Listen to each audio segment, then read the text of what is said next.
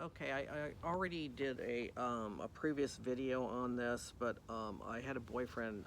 He was just short-term boyfriend, Geoff Hilder, and I was with him like late 1974 and the beginning of 75, and I probably only saw him was with him for a few months. But anyway, I talked about that before, and it just seems like, it was longer than that. He's an Australian guy. Anyway, there's two things, I already did a video on him, but there's two things I kind of left out. One thing wasn't so good. It's like on New Year's Eve, it would have been New Year's Eve 1975, and going into 1975. And I went over to his place, and there was, I think, a couple other people over there.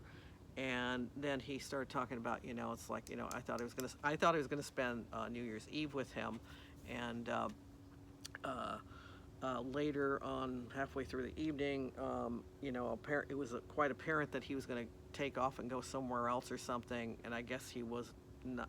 I wasn't gonna go with him or something.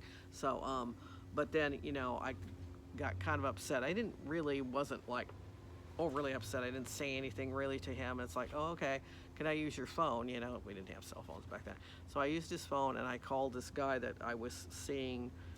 I used to see him. It's like at the time I wasn't really seeing him, but it's like I saw him on and off. But it's like his name was Salvador Esquivel, and so I called him to see what he was doing for New Year's Eve. It's like, and then I got off the phone. It's like, and I think I was gonna probably go over there or something, and then I guess he kind of, saw that I was gonna go somewhere else with somebody else or something, and then it was like, then it's like, okay, it's like, we'll stay here or we'll do something.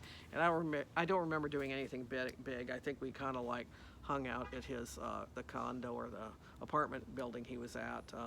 Because I don't really remember going out or anything. But anyway, it's like I celebrated the New Year's with him, so that was like he kind of redeemed himself. And the other thing that he did,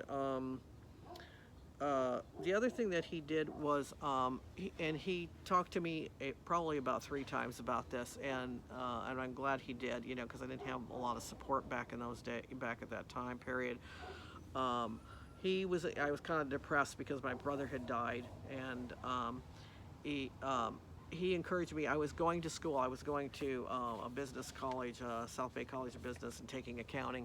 And he actually encouraged me to a few times to continue the schooling. He thought it was important for me to continue the schooling because actually in December I took a month off because I was upset, and I just needed a break from everything because I was doing a lot because I was going to school all day and then I was working at night. So he encouraged me to stay in school, to go back, start back in January, and continue and finish my schooling and stuff.